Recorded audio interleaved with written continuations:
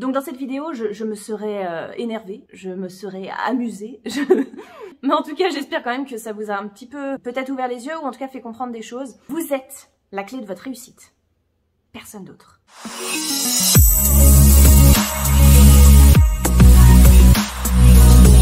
Pourquoi apprendre l'anglais? L'anglais est partout aujourd'hui. C'est clair que l'anglais est partout. Dans le travail, quand vous faites un jeu, quand vous regardez la télé, sur internet, sur Netflix, il y a de l'anglais partout. Même sur votre type de dentifrice, il y a de l'anglais. Du coup, vu qu'il y a de l'anglais partout, ce serait légitime de se demander si ce qu'on apprend à l'école, c'est utile. Non, c'est pas ce que je voulais dire. Si c'est suffisant, hein. Parce qu'à l'école, on est censé apprendre les bases de l'anglais. On est censé apprendre les bases de l'anglais. Et en fait, on se rend compte que dans la vie de tous les jours, non seulement il y a du vocabulaire idiomatique. Ça c'est le mot que je dis dans toutes mes vidéos, désolé. Donc il y a de l'anglais qui est pas forcément un type d'anglais qu'on a appris à l'école. Il y a des contractions, il y a certaines utilisations un petit peu bizarres, il y a de l'argot. Ce sera pas forcément ce que vous avez appris à l'école. Ça fait 15 ans que je suis prof.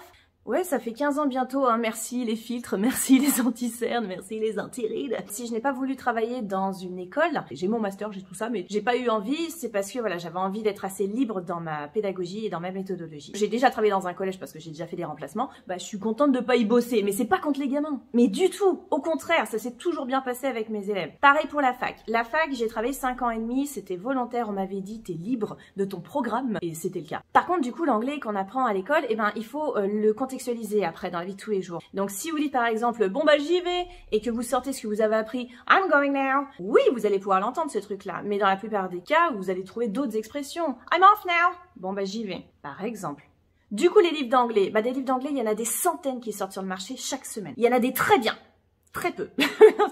Ça va clasher un peu, hein. Moi, je suis une fervente de livres. J'adore les bouquins. D'ailleurs, vous regardez dans mon buffet, il n'y a pas un seul couvert. Il y a que des bouquins d'anglais. Mais du coup, le problème, c'est que les livres d'anglais, souvent, soit ils sont très très beaux esthétiquement et ils sont pas forcément super adaptés, ou alors, ils sont moches en noir et blanc avec toutes les règles qu'il faut et ils donnent pas du tout envie à l'élève. C'est pas facile d'apprendre seul dans un bouquin. Du coup, on pourrait se dire, pour apprendre l'anglais, il n'y a rien de tel qu'apprendre avec un natif.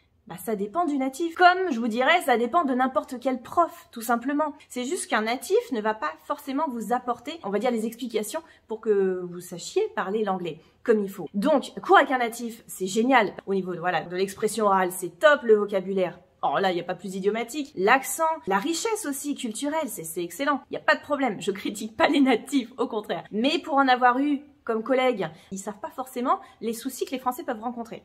Donc avec un natif, pourquoi pas? Mais je dirais plutôt en deuxième position. Une fois que vous avez vos bases, et là effectivement un cours avec un natif c'est top. Les applications, aujourd'hui il y en a partout. Ouais c'est cool. Là-dessus je vais absolument pas dire non parce que mon rêve ce serait d'avoir une application à moi, tu vois, Phoenix App. En attendant ça peut être vraiment super sympa parce que vous apprenez l'anglais de manière un peu plus geek. Là-dessus je peux vous dire que oui, moi je suis une grande geek.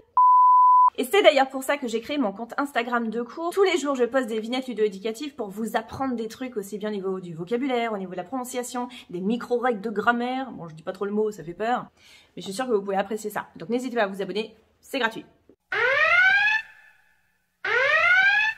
Attention, néanmoins. Attention, hein, néanmoins. Vous allez avoir des méthodes miracles. Et ça, c'est pareil dans tous les domaines. Donc, aujourd'hui, vous allez entendre, et partout d'ailleurs, que l'anglais, c'est super facile, que du coup, vous pouvez l'apprendre à raison d'1 minute par jour, surtout sans apprendre de théorie, que du concret, parce que l'anglais, c'est pas des règles de grammaire, ok? Ouais. D'accord. Alors moi je vous donne un petit exemple, un autre exemple concret, d'accord? En français, moi avoir faim, moi crever dalle, moi bouffer d'eau max ce soir. Vous avez compris tout ce que je viens de dire? Ouais. Est-ce que c'est une phrase correcte? Non! La grammaire c'est pas nécessairement le mal absolu! Sauf que les gens, ils ont toujours dans la tête, là, les exercices, tout ça. Et du coup, on veut plus en entendre parler quand on est adulte. Mais c'est une erreur, les gens! C'est pas mal, la grammaire, ça peut être drôle, la grammaire! Bon, j'ai une chaîne de grammaire. Mais en même temps, moi ça m'horripile le casque. Ce qui ne veut rien dire. Ça veut absolument rien dire, mais je trouve que c'est assez dans le ton. Vraiment, faut faire attention à ce genre de méthode. Parce que là, par contre, vous allez dépenser du fric. Vous allez arriver avec tous vos espoirs. Pour au final vous rendre compte, au bout de quelques temps, que peut-être vous avez amélioré votre oreille, mais est-ce que vous arrivez à faire des phrases correctes? Non! C'est dommage! C'était le moment énervement. Non mais moi ça m'agace, pas parce que c'est mes concurrents, j'en ai rien à faire moi, ces gens-là. Après j'ai leurs clients parce qu'ils en ont marre de pas savoir parler, du coup ils viennent vers moi. Mais ce sera un gain de temps, venez vers moi direct. Donc je vais vous faire une petite analogie. Hein. Perdre du poids aujourd'hui, sainement, que nenni. Ah non, des légumes, ah non, poids, des shakers, des pilules, des soupes magiques. Ouais, non, ça c'est top. Bouger ses miches? Non, non, des plaques vibrantes. Non, moi en fait c'est le genre de choses qui m'horripilent, le casque de nouveau. Mais c'est juste parce que on sait très bien ce qu'il faut faire, mais on veut pas, parce qu'on veut la facilité, parce qu'on veut croire en l'espoir d'un monde meilleur. Ok, je m'égare. Faites attention à ça, s'il vous plaît. On est tous sujets à ça. Moi-même, on me dirait, vous achetez cet appareil-là, et ça va nettoyer les vêtements, nettoyer le sol, aspirer les toiles d'araignée, faire la vaisselle, cuisiner. Mais je l'achèterais! Donc faites attention à ça. Moi, ça me tient à cœur parce que c'est mon domaine, c'est clair, et que l'autre domaine de perte de poids, c'est une passion aussi. Et du coup, je vois des gens qui se rendent malheureux à cause de ça. Et ça m'agace un petit peu. Surtout que vous savez clairement qu'est-ce qu'ils veulent, ces gens-là. Hein? Tu veux perdre du poids? Vas-y, bois cette soupe. Ou mange cette soupe. De toute façon, on va plus boire ni manger. Hein? Ce sera des substituts de repas. Non, il n'y aura plus de repas. C'est 3 soupes par jour. Perdre du poids, bah oui, tu vas perdre du poids. Ah, bah après, par contre, si tu te remets à manger, tu vas en reprendre. Et puis tu vas même reprendre le double. De toute façon, tu savais très bien que ça marcherait pas. Mais c'est pas grave, hein, t'as envie d'y croire. C'est miraculeux. Enfin, ce qui est miraculeux, c'est que moi, je gagne autant de fric sur ton dos. Du coup, pour résumer, qu'est-ce qu'il faut comme méthode pour apprendre? Devenir bilingue? Eh ben, un petit peu un mélange de tout ce que j'ai dit, sans les soupes magiques, là. Ok? Donc, pourquoi pas des bouquins? Ou pourquoi pas un support écrit, genre des PDF? Pourquoi pas des podcasts? Les podcasts, c'est top. Vous allez entendre, vous allez pratiquer votre oreille. C'est un muscle, hein, ce machin-là.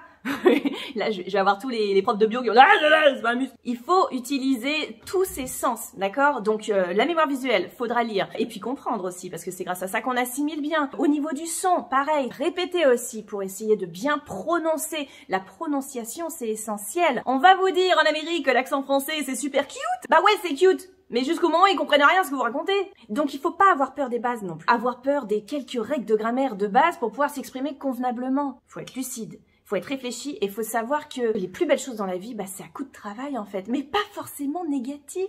Donc vous allez trouver des moyens, des biais, enfin pas des billets, ouais pourquoi pas aussi, oh des billets, j'aime bien trouver les billets, pour devenir meilleur, grâce à votre travail, grâce à votre implication, et avec une bonne méthode qui regrouperait tous ces trucs-là, l'audio, l'écoute, la prononciation, les bases, donc les règles de grammaire à bien assimiler, tout ça c'est un travail super global.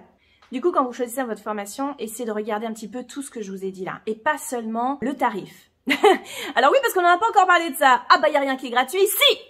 Il y a quelque chose qui est gratuit. Internet. Ce que je fais là, ça c'est gratuit. Et le problème c'est ça aussi. Quand on se met en ligne comme moi par exemple, moi 14 ans, prof à domicile, toc toc toc, bonjour, je fais cours et au revoir. Voilà, prof à domicile. Et ben j'ai tout digitalisé au moment du confinement, un peu comme tout le monde en fait. Et du coup j'ai continué en ligne parce que j'adore bosser en ligne, ça fait 7 ans que je donne des cours par webcam et du coup là, faut que je le fasse. Du coup je le fais. Le souci c'est que un de mes plus gros ennemis, c'est Internet lui-même, parce qu'Internet c'est tout gratuit. Du coup vous allez trouver tout de la science la plus poussée à l'explication la plus vulgarisée. Et ça, c'est génial. Moi-même, j'adore Internet. Je suis tout le temps sur Internet. Je bosse sur Internet. Je suis community manager sur Internet. Internet, je connais. Mais le problème, c'est ça aussi. C'est que les personnes se disent que si tout est gratuit sur Internet, pourquoi aller payer une formation? Quand ils veulent payer une formation, bah forcément, on regarde quoi? On est humain, hein. On regarde le tarif. C'est normal. Donc, essayez d'être vraiment sûr que le tarif en vaut la chandelle. Oh, oh, oh! À votre avis, pourquoi je me suis mise en ligne? Pourquoi je me suis mise sur YouTube? Bah parce que je voulais que les futurs clients me connaissent avant de venir me voir. Pourquoi? Parce que c'est pas comme à l'époque, j'ai travaillé, je vous ai dit, 14 ans prof à domicile, j'ai fait que 2 ans de prospection. Le reste, c'était que du bouche à oreille. Et j'ai tous mes élèves qui peuvent en témoigner. Et ça, c'était la belle époque.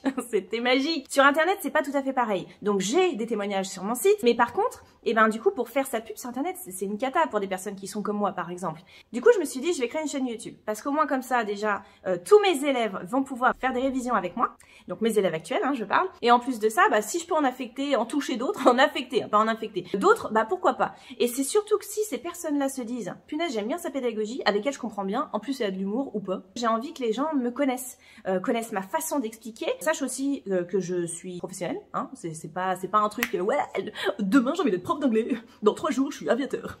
Check. Non, c'est quelque chose que je fais de métier depuis 14 ans et demi parce que j'adore ça, parce que l'anglais c'est ma passion. Mais du coup, c'est pas évident de faire confiance. Et ça, je peux très bien le comprendre, surtout sur Internet. Si vous avez envie d'apprendre l'anglais, vous allez forcément y arriver. Après, par contre, c'est comme pour n'importe quelle matière, j'ai envie de dire. Faites attention, soyez vigilants. Voilà, j'espère que vous avez bien aimé cette vidéo. En tout cas, j'ai essayé d'être la plus honnête possible. Moi-même, j'ai voulu faire une formation l'été dernier de diététique et je suis tombée... Oh là là, vous tapez formation diététique, vous avez un nombre de formations en ligne entre 900 et 3000 € pour avoir un joli petit format A4 et vous dire que vous êtes certifié. Non, parce que c'est pas diplômé. Hein. Sur Internet, on peut vraiment tout trouver. Il faut faire vraiment très attention. Donc je vous laisse regarder un petit peu mes vidéos, voir si vous aimez ma pédagogie quand il est question de vous expliquer des règles de grammaire. N'ayez pas peur des règles de grammaire. Si je peux vous aider, tant mieux. Abonnez-vous, activez la petite cloche de notification, comme ça vous saurez quand je fais une nouvelle vidéo. Je vous donne rendez-vous également sur mon site si vous voulez télécharger mon kit de démarrage en anglais, qui est parfaitement gratuit, accompagné de 2 podcasts. Et je vous souhaite une très bonne journée. À très bientôt. Ciao.